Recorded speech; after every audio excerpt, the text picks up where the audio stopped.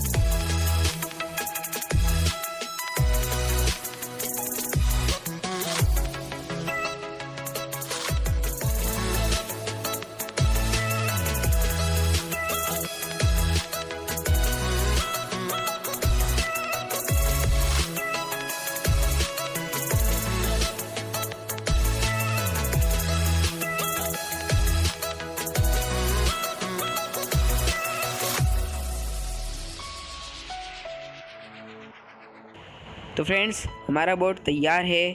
अब हम इससे तीन तीन चीज़ें एक साथ चला सकते हैं। काफ़ी अच्छा लुक आ रहा है इसका। मेरी ड्रिल मशीन भी मैं इससे चला रहा हूँ, तो काफ़ी अच्छा लग रहा है ये बोर्ड। तो फ्रेंड्स यदि आपको ये वीडियो पसंद आए तो प्लीज़ लाइक करना, और अगर आप मेरे चैनल को सपोर्ट करना चाहते हो तो प्लीज़ वीडियो को शेयर करना, और यदि कोई नया भाई इस वीडियो को देख रहा है तो प्लीज़ सब्सक्राइब करना मत भूलना। सब्सक्राइब के पास एक बेल आइकन आएगी, उसको भी दबा देना। जब तक के लिए जय हिंद, जय भारत। सब्सक्राइब कीजिए हमारे चैनल और दबाइए बेल आइकन हमारा वीडियो सबसे पहले देखने के लिए।